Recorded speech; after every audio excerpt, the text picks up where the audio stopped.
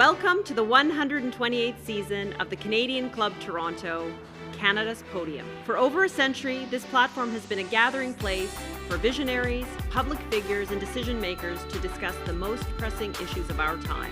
We've been having important discussions and debates around this podium in this country for well over a century. I call this a historic podium of record. Our club's always been a forum for visionaries, public figures, and decision makers to command attention to the issues of our time. The Canadian Club is one of the most important podiums anywhere in the world that a Canadian can speak to, tell Canadians what it is that they think, develop those thoughts. And so I want to thank you for that very, very much. Please join me in thanking our esteemed panelists today. Through our programs and events, including our youth and young leaders programs, our diversity partnerships, our joint events, and our media and social media opportunities, we offer you access to dynamic political, social, and business figures from abroad and right here at home. The platform from which the eloquence of Canada has flowed all of that time, whether it be business, education, politics, sports, arts and culture. If someone wants to say something to Canadians about this country and about the future of this country, this is the venue you choose.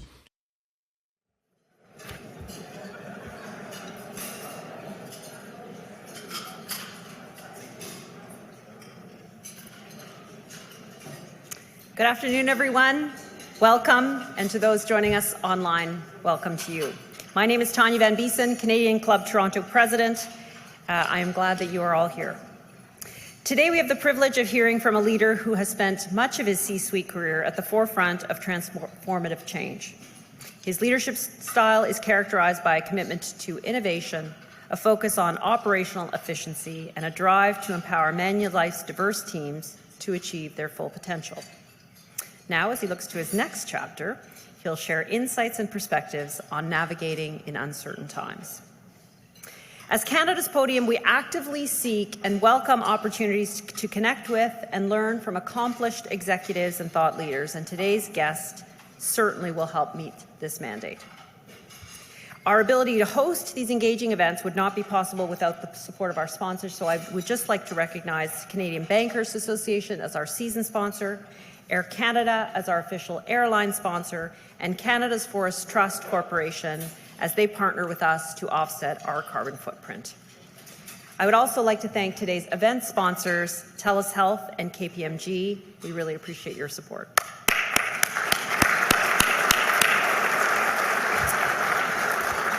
Now, in addition to the many professionals here and online, I would also like to welcome students from TMU The Dais. I hope that you will have some great questions for Roy today. And before we get started, let me quickly cover some housekeeping items.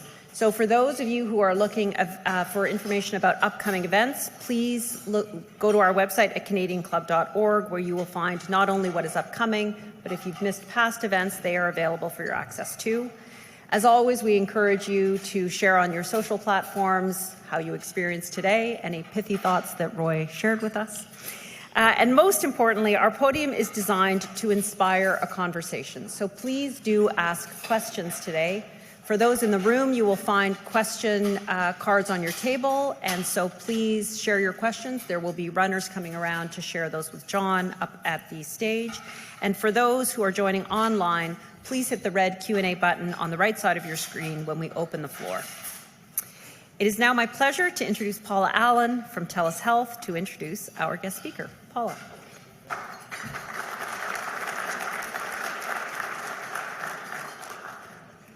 Hello, everyone.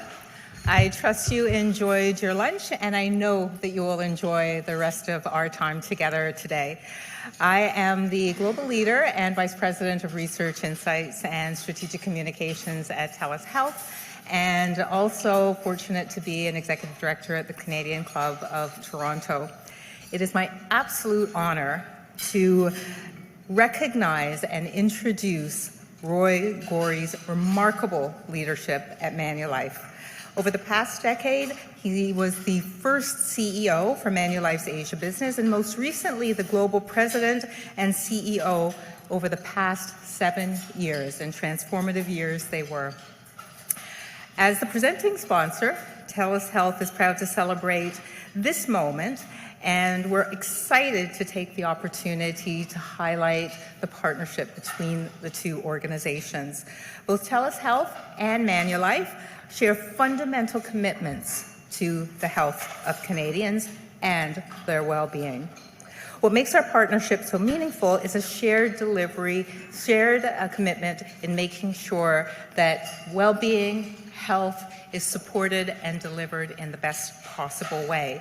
And together, we're at the forefront of bringing groundbreaking solutions that enable Canadian employers and their employees and families to be as healthy as they possibly can be and as productive as they possibly can be. And a prime example of this work is in mental health, which is increasingly vital in today's environment.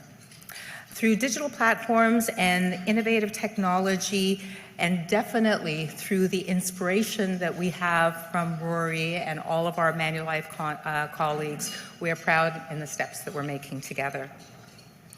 Roy, your leadership has been absolutely instrumental in fostering innovation and collaboration as you approach a very well-deserved retirement in your next chapter.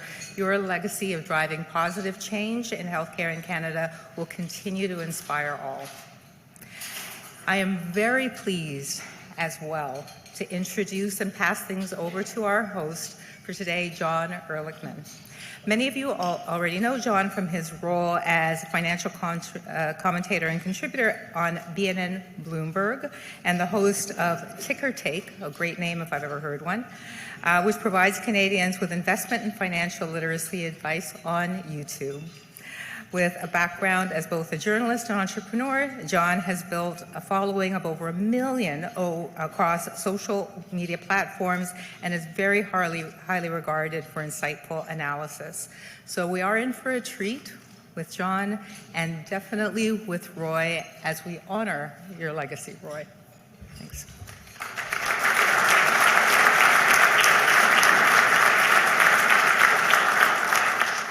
Thank you, Paula. Thanks, everyone. I know you have some good friends in the room today, which is wonderful. You don't get to see them all the time. The number of them that came up to me trying to ask, suggesting I ask a cutthroat question to you would suggest you better watch your back when you leave today. Who needs enemies? Congratulations. It's a big moment for you as you're winding down. I think when the announcement first went public, a lot of people thought, wow, boy, such a young guy. But in reality, you've been working a long time, 40 years or so.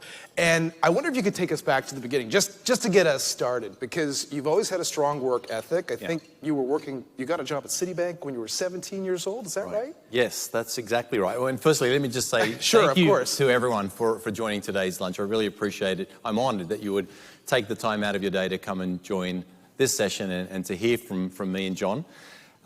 You're right. You know, I did start working when I was very young. I was 17, straight out of high school. And the background behind that was I was born to immigrant parents, Italian migrants that came to Australia after the war, where, you know, most had to migrate because there wasn't any, you know, employment or jobs, and therefore setting up in a new country where there was employment was a really big part of what was necessary to survive, quite honestly.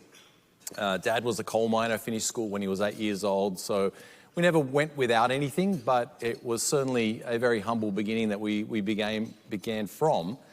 And straight out of high school, I got a job at Citibank. I didn't really know much about what Citibank was, but I thought it was going to be a job that was paying, and I would take it. And I then went to university at night. I did my undergrad part-time while I was working. And then I did my MBA the same way. And with Citi, I basically had an opportunity to travel to different countries. And we first moved from Australia to Singapore. We lived there for a couple of years, then to Thailand, back to Australia, and then to Hong Kong. Joined Manulife in 2015, first as the Asia CEO, and then I was asked to lead the franchise globally back in 2017, and I've been doing that for the last 7 or 8 years now. And I think we've already heard the word leadership today, and we'll get some perspective in this conversation on some of the ways you've implemented leadership over the years. But in those early days, can you think back to, were there mentors that shaped your philosophy on how to lead? How did your leadership style take hold? Yeah, look, I think obviously through a career you try to learn as much as you possibly can from as many people as you can. And in many cases you learn from bosses, mentors, people that you admire. And quite honestly, I think you learn often as much about what not to do as you learn what you should do.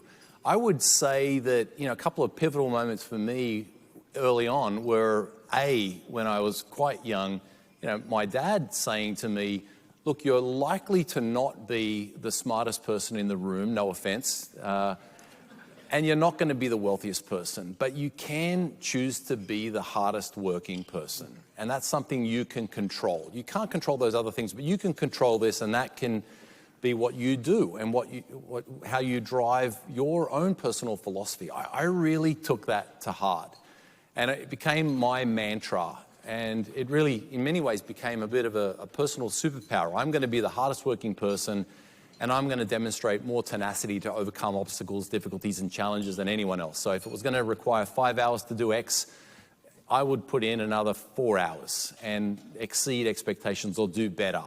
So that's been a big part of my leadership mantra, and that was probably a lesson early on that I embraced. And again, this idea of tenacity, overcoming obstacles, and looking for a way to get to an outcome rather than stopping when things get difficult. I'd certainly say that was certainly one pivotal moment. Another was when as I mentioned, I joined Citi. Yeah.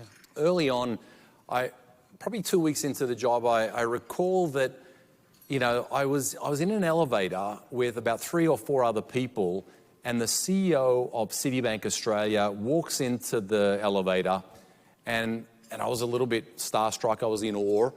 And I remember that he turned to the first person and said, Jane, I heard your husband's not well. How's he doing? Is he going to be okay? They had a bit of a chat. And then he turned to the next person. John, how's that project that you got going? Is it going well? Are you on top of it? What's going to happen here? He just basically went person by person and engaged with them and knew everything about them. And then he turned to me and he said, you're new. And I said, yes. He goes, what's your name? I said, Roy Gori, nervously. Okay, where do you work? I work in finance. And okay, what are you going to do? And basically we had this interaction. And then as he left the elevator, he said, look, looking forward to hearing good things about you in the future. And he left, and I was starstruck, but I also thought, wow, what an incredible leader he was. He knew everyone in the room, engaged with them, was present for them. And I immediately thought that was the model of leadership that I aspire to. That's what I want to be like. I want to be present. I want to know people. I want to engage with them personally. And I felt that that was the kind of leadership style that folks would want to follow. And I certainly would want to go the extra mile for that leader. And I figured that that's probably a good recipe for success in leadership. Yeah, working hard and connecting with teams makes a lot of sense.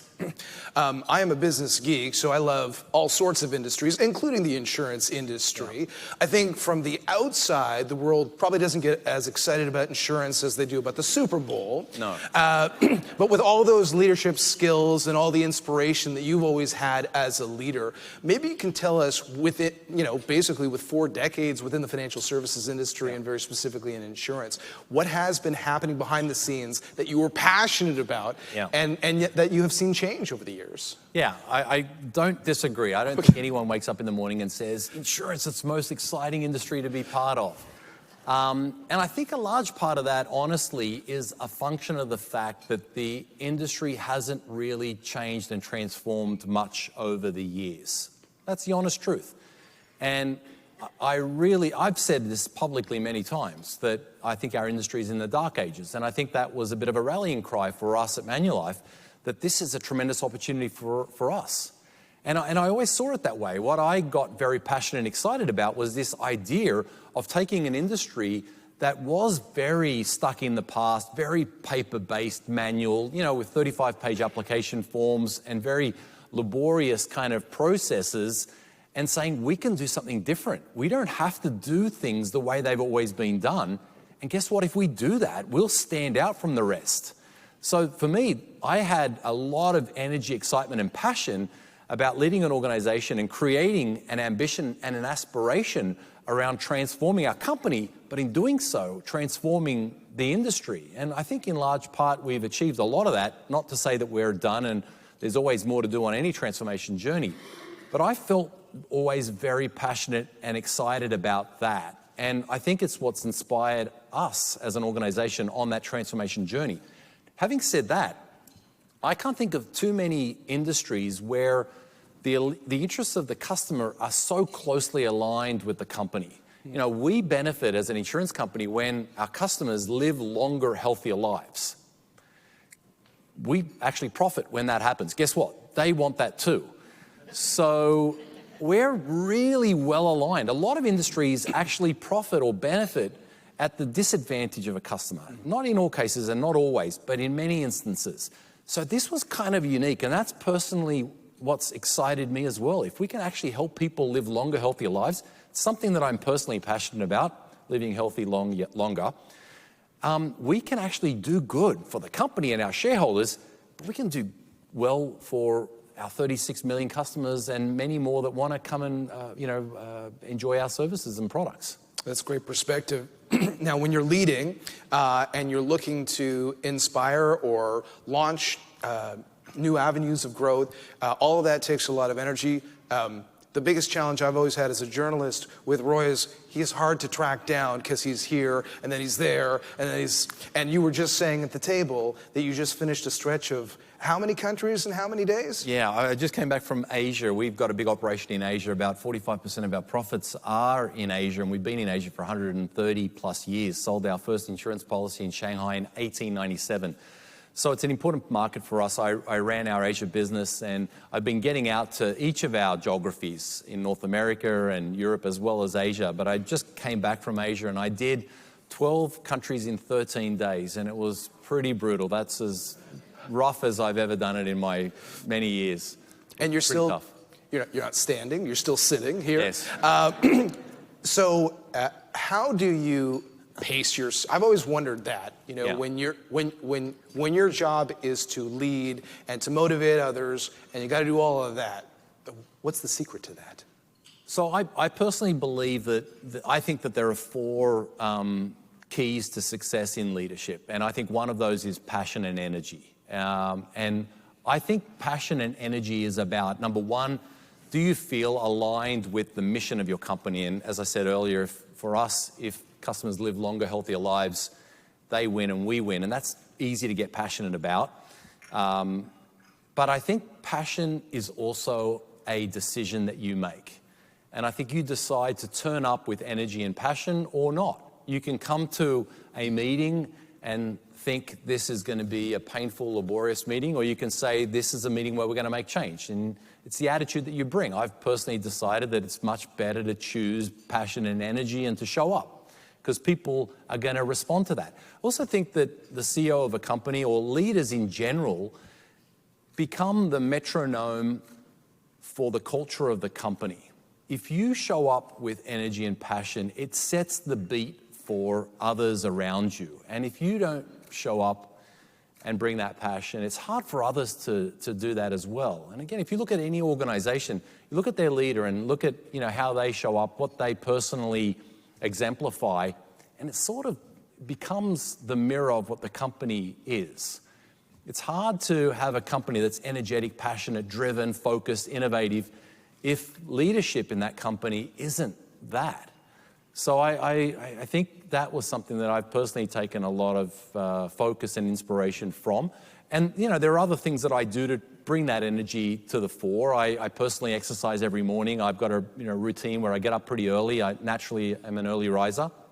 And I like to exercise. I like to meditate and take cold showers and stuff like that. So they certainly help. But I think it's a decision. And I've decided if I'm going to be at work, I'm going to bring my best self. And it's only if I do that will others do the same. You were talking earlier about connecting with individual employees, learning about them. That was one of the ways through which you could successfully lead. Not everybody actually takes that kind of interest. So I would imagine you have a genuine curiosity about the people. You talked about your exercise as well. Would you say that there is curiosity and inspiration beyond the office in your life that has helped really inspire you and to help you lead in a more meaningful way? Yeah, so I definitely, am inspired at work for our mission. I'm also inspired by the people that I work with, and we have a few Manulifers in the room here, and they've inspired me through their stories, but also through the energy that they bring, and therefore I find it quite easy to bring that to the workplace. Outside of work, I have a lot of personal passions and interests, and there are quite a few friends here that share some of those passions, specifically around health, wellness, longevity, and I think that's something that I've got a deep passion for. In my next phase outside of Manulife, I'd love to be involved with entrepreneurs, startups, founders who are doing some amazing things in that space and financially helping them, investing in companies, but also maybe offering some advice, counsel, mentorship. So that's something that I've got a lot of passion and interest for. I also like to keep physically fit, and that's another part of what energizes and excites me. So I do triathlon, so that's something I'd like to do more, and it's something that gives me energy. And obviously, my family is another source of inspiration and energy, and it's where I'd like to put a bit more time and effort. Probably haven't put as much time and effort into that as I should have. I see my son nodding. So as you prepare for that next part of your journey, you'll probably have a little bit of time to reflect upon your years as the CEO. And I think the Bay Street story, as people reflect on your years, is, wow, what a transformation at Manulife. The more technical way to talk about it is the de-risking of the business and more potential capital to make shareholders friendly. But it was a massive undertaking, and I think that it ends up being a very impressive Bay Street investor story as well. As you reflect on your time as CEO and the evolution of the company over that time, what stands out? Well, the first thing to say is that none of what we've achieved over the last 8 years would have been possible without our team and our people, many of whom are here today. We've achieved all of what we have only because of them. So let me just sort of get that out there first. I feel good about the transformation that we've achieved as a company. And as I said earlier, I don't think the job on transformation is ever done. I think you need to constantly look to climb new mountains and improve. But we were very deliberate back in 2017 when we got together as a leadership team and asked ourselves, what do we want to be 5-7 years from now? And in my mind, any journey has to begin with a starting point, and it requires an honest look in the mirror. You need to first understand where your starting point is before you can actually go on any journey.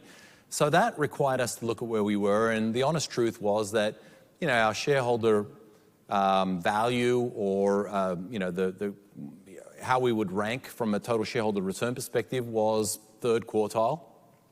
Our customer metrics, basically, again, our NPS scores basically had us at average in the industry, and our employee scores had us at third quartile. So that wasn't a great starting point. But in many ways also provided a platform for change, a burning platform to do things differently. And I think a lot of organizations struggle with transformation because people don't like change. But we had a burning platform, and we created one to inspire people that we needed to be different and better. The next part of that journey was about creating an ambition for the future. And we went to great lengths to describe what would we want to be 5 to 7 years forward. And we set a pretty bold goal on what that needed to look like, and we put metrics in place that would allow us to measure whether we actually got there or not, because you can put some warm and fuzzy statements out there and no one can really hold you accountable. But we said we're going to hold ourselves accountable by having very clear metrics. And over the last 7 years, it has been impressive what the team has achieved. We have become a top quartile total shareholder return company. In fact, for many of our tenures, we're actually number 1 or number 2. On the customer front, we went from a +1 RNPS score back in 2017 to now we're +29. and we're either on par or leading with the top competitor in every market that we operate in. And on the employee front, we're actually not just top quartile, but we're top 12% in terms of engagement versus our peer group. So we've made lots of progress. And again, if you look at the financial metrics, our ROE went from 11% to 16.5%. We freed up $12 billion worth of capital and grew our business at a CAGR of 10% earnings per share. So, I feel good about the transformation, but again, I don't think transformation's ever done. I think whenever you feel like you've achieved everything you need to, I think that's dangerous. I think you start to get complacent, and that's when you start losing, to be perfectly frank. And just as one quick follow to that, because some of that is sort of from 10,000 feet, but like anecdotally, is there anything as you look back that you're really proud of? And maybe it was a moment, maybe it was just an overall achievement?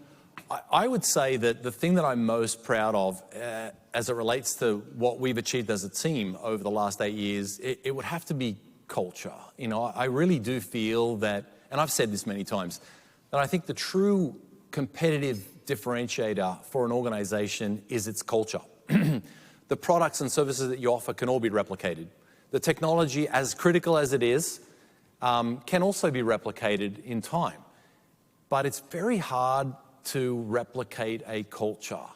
And I think that what we were able to build and have at Manulife is a culture where, A, we're desperately keen to win. We've got a real hunger for winning, and we're determined to win, and we don't like losing.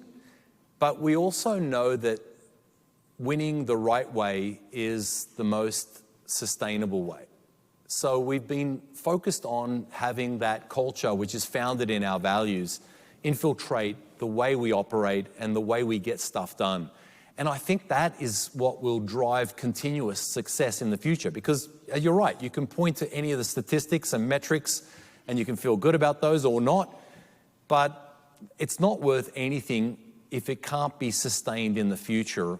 And I think the only thing that allows success to be sustained for any organization is its culture, and it's the thing that I feel most proud of, and I feel that as an organization we've come just such a long way. I mean, it's such an intangible and yet so important in business and in performance. And I remember even when you had us to headquarters to show after some of the renovations, and you changed the lunchroom as well.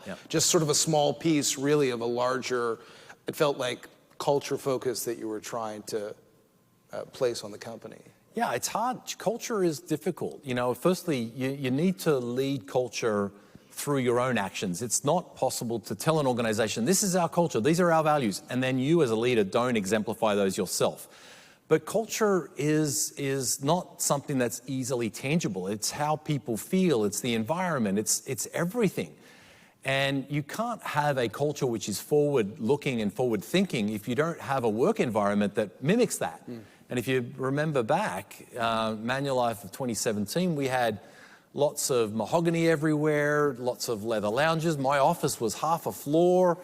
That isn't kind of a culture that, your premises don't reflect the culture that you want. So we had to modernize our place. I moved out of an office into a cubicle. It's a good cubicle. Let me I don't want to overstate that. But you have to really have, I think, all the ingredients for success for a culture to be thriving. And I think every aspect of how people turn up is critical to the culture, including, your cafeteria, the environment, the tools that you give people. So I think those things also matter. All right. I think there's some cutthroat questions coming my way here, but I'll ask one in the interim here. What about things you may regret looking back? I don't have a lot of regrets. And that's not to say that I haven't made mistakes. I've made more than my fair share of mistakes, more than most, I'll be honest. And I've always looked at errors, mistakes, or failure as an opportunity to learn. So, if you can learn through those experiences, then that's tremendous. And I've taken all of those failures, many of them, and made learnings of them. I guess if I sort of brought it back more to the Manulife transformation, the first phase of our transformation, a lot of it was fixing the basics and getting what we called our defense playbook in place. And then we moved from defense to offense. And we couldn't really move to offense until we had our defense agenda set. And a lot of that was around freeing up capital that was invested in low ROE businesses that were creating a lot of volatility and a lot of concern for shareholders. And we needed to do that and, again, cut costs and get our efficiency in order before we could start moving to the focus on customer, digital, and so on. So if I had my time again, would I have liked to move to offense a little bit earlier? The answer is probably yes, I would have. Okay. I just got some questions in, and I want to try to work them into the conversation. They're all great.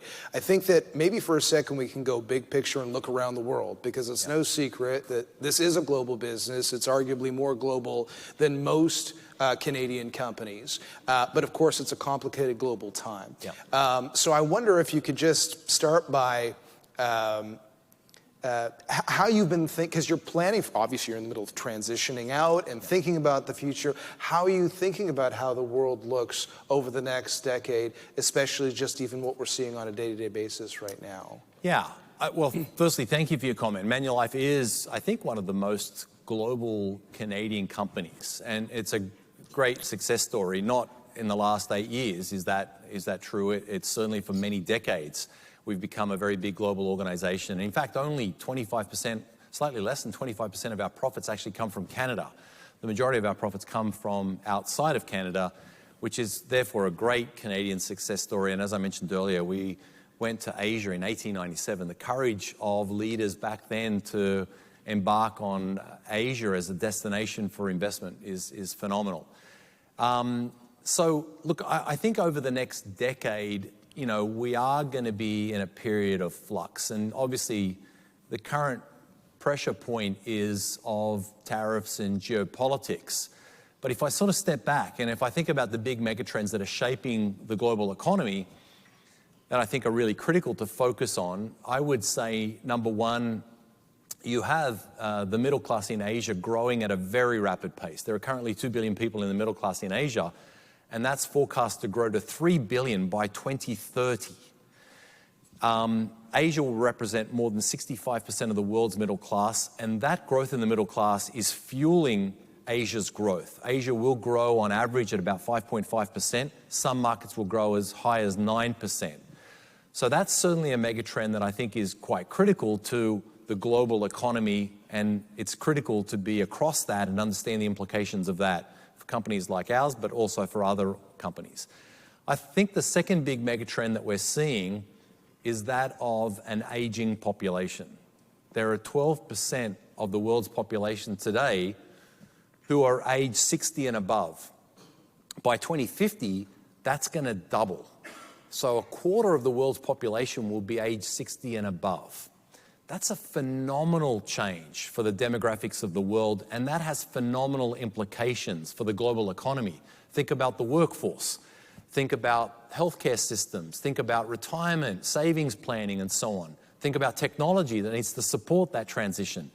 That is a massive shift like none other that we've seen demographically in history, and I don't think we're thinking about that enough, and I don't think we're preparing and planning for it enough. And I think the big third mega trend is that of the digitization of the global economy, and it's being amplified by AI and Gen AI. And I really want to emphasize AI, maybe even more than Gen AI. I think there's a lot of excitement around Gen AI, and I think it's right to be excited about it. But as transformational as Gen AI will be, AI will be equally and more transformative in general.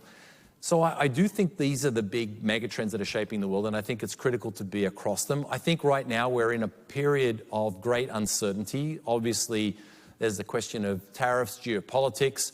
My view is it's important to keep a cool head and play the long game. That's my first port of call. The second thought for Canada is this is a phenomenal opportunity. I talked earlier about burning platforms and taking advantage of a burning platform. This is a phenomenal burning platform for Canada to take advantage of. The reality is we've been too reliant on our relationship with the US. I'm not suggesting we should decouple. We should and will always have a very strong relationship with the US. but we should expand our relationship and trading partnerships to much more, to create much greater breadth and depth. And I think this is an opportunity for Canada to relook at its interprovincial trade and remove all of the obstacles and pain points around executing and getting things done. So I'm actually quite excited about the current challenges, and I think it's a tremendous opportunity for Canada to really rethink how we want to operate and how we want to show up on the global stage. Well, I'm going to try to weave in some really great questions to a lot of subjects you just covered. Maybe lastly, because you talked about Canada, someone wanted to know if you'd have any advice for the new Prime Minister as we begin this next phase. I mean, given your awareness of the global environment, what would be that first thing you would say about our ability to grow beyond North America in the short term? Maybe where we have lagged or haven't seen as big an opportunity. I'm happy the question wasn't who is going to be the next Prime Minister. Look, my advice to the next Prime Minister would be to take advantage of this opportunity. This is a phenomenal opportunity, and it would be to, play the long game as well as the short game. And I think the long game includes us thinking about those strengths that we have as a country. And there are so many strengths. Canada is blessed with riches, both from a perspective of minerals, commodities, energy, but also through incredible talent, knowledge, and innovation.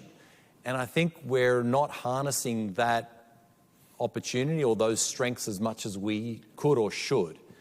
So I think it's about really having a very bold vision for Canada and making sure that all of our policy is aligned to that ambition. And I think it's got to start with broadening our trading partnerships, but then also becoming the go-to center for education, but also for innovation and capabilities that I think others hopefully will want to come to this country because we become the epicenter for that in the world. And, guess what? Some other countries that may have claimed that space aren't as reliable right now. So I think this is an opportunity for Canada to step up and be the place. I'm just going to paraphrase a related question, which is about China. I think one of the big takeaways with the tariff story is that you can look at right now what's happening in the world and perhaps countries interacting, speaking less with each other, and then the unknowns that are born from that. And I think, especially in business for companies, because this question was, what do we potentially get wrong about China? What should Canadians or Canadian business understand about doing business there? How do you learn how different countries operate and what the opportunity is if there is a little bit less dialogue taking place? Yeah. So I joined Manulife in 2015 after having worked for an American company for 28 years. And I traveled, and in that role with Citibank, I ran our Asia retail operation and therefore traveled to every country in Asia a number of times. When I became Manulife's Asia CEO, I made those same trips. But when I visited those countries as a Canadian company CEO, I was treated so dramatically differently, in a good way. The reception that I received in China, in Hong Kong, in Singapore, Indonesia, Malaysia, the Philippines, was remarkable. And it was founded in this idea that Canada was seen as a reliable country and partner, and a country that wasn't going to judge them based on the different points of view that we might have with them, but rather focus on where we had common views and look for that common ground to be how we forged relationships.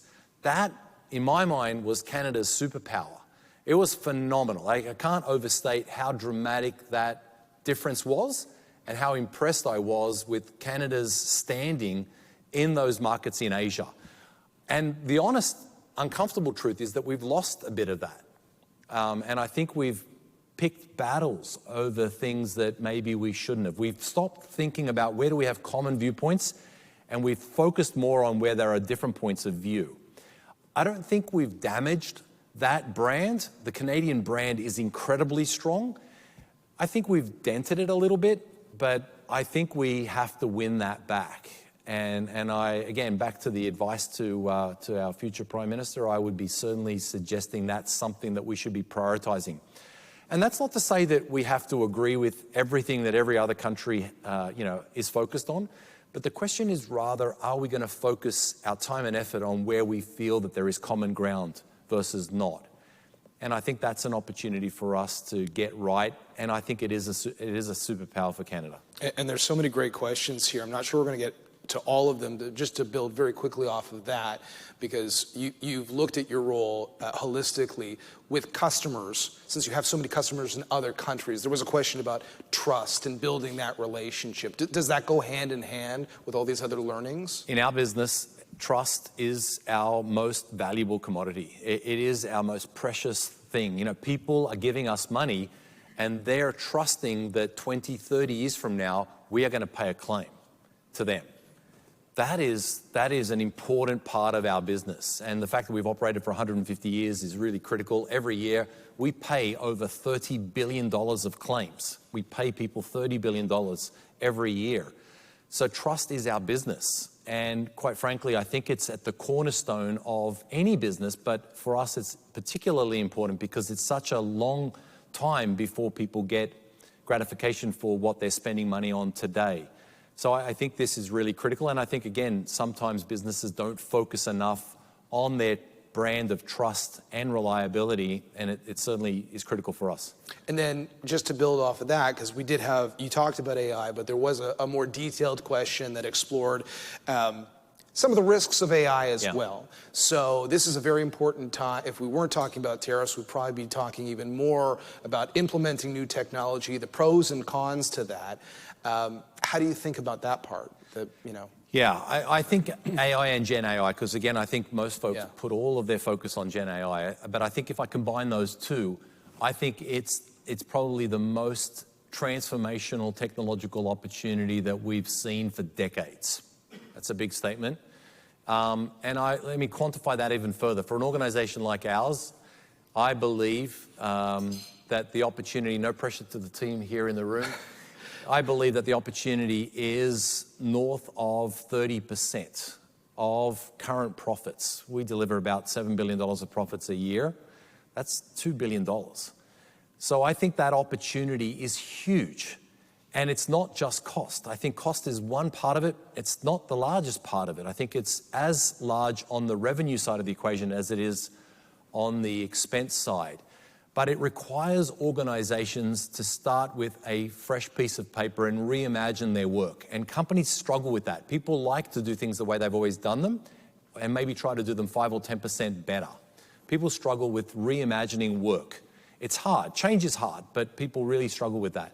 So I believe that opportunity, 30% plus, is only going to be possible for large organizations if they can reimagine their work and basically scrap what they currently do and start with a blank piece of paper. Startups, younger, fresher companies are able to do this much easier because there are fewer people and there is less history and baggage. But with that opportunity comes risk, which is what you're highlighting. And it's not insignificant. The risks associated with digitizing a franchise are huge. And the cyber risk alone is something that we spend a lot of time and effort against. Quite frankly, more in the last 5 years than I've spent in the last 40 years. And it means that you're going to be more vulnerable than ever before. So as much as an organization wants to focus on the sexy case studies associated with, or use cases associated with AI and Gen AI, as much money needs to be spent on fortifying organizational resilience against cyber attacks as is invested in leveraging the power of the technology and the capabilities. Because back to your point on trust, one big stuff up is enough to destroy that 30% of value overnight. You're a popular guy. We're not going to be able to get through all these questions, so I'm going to try to tie a final question to looking forward, which it sounds like you're going to have this opportunity to spend some time with those startups, with those ambitious younger people who are trying to build a global business. And one of the questions we got was, regarding scaling. I mean, regardless of tariffs and us having a moment to talk about Canada or how technology is transforming our lives, I think a lot of people in this room have heard it before, that sometimes it just feels like we struggle to build big new businesses in this country. So what would be your message to the audience about how we can really take advantage of all the strengths that we have that you talked about earlier to build more global champions? Yeah, so I mean, the first thing I would say is that I think it's easy to fall into the trap of being a victim. You know, if only the government changes its income tax regime, could we be successful? If only, you know, bureaucracy was less, could we achieve Y? I first think that on any journey, you need to look at yourself first. I think that's true for an individual, but I think it's true for an organization, and identify what you can do to overcome all of the other obstacles and issues and problems to achieve success.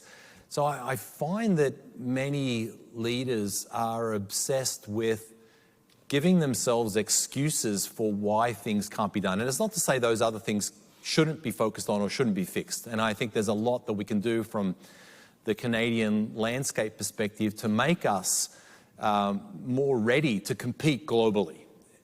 But I think we've got phenomenal opportunities and conditions already there. I mentioned earlier the brands. The Canadian brand is a superpower. So I think we've got the ingredients. Yes, I think there are things that the government can do, but I think to a large extent, the onus is on organizations to identify what they will need to do. And as I said earlier, with new technologies, the opportunity to scale is now far, far easier than ever before. Technology has allowed for scaling in a way that wasn't possible prior to some of these new adverts of capability. Well, we really appreciate you sharing all of these insights. We wish you the best of luck and an opportunity to spend more time with your family. And perhaps you could just let the audience know, I don't mean to put you on the spot, it's a big day in your household. Yes. Your wife is not here. Yes, Sarah was supposed to be here. She's not here because she's currently getting her Canadian citizenship.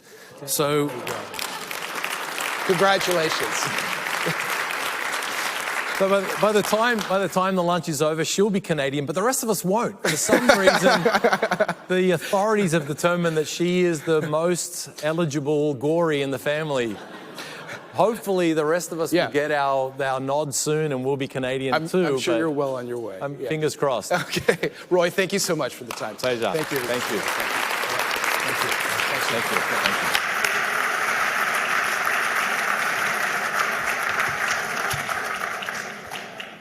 Roy, Jon, thank you very, very much. Thank you for the frank conversation. Roy, thank you for reflecting on your time at Manulife. You may not know this, but in fact, you've bookended my time at the Canadian Club. So very early on, you came early in your tenure, and now you're 2 weeks away from retirement, and you are back with us, which is wonderful for us. So you should be a Canadian, obviously. You've spoken here twice, but we can lodge that with the authorities.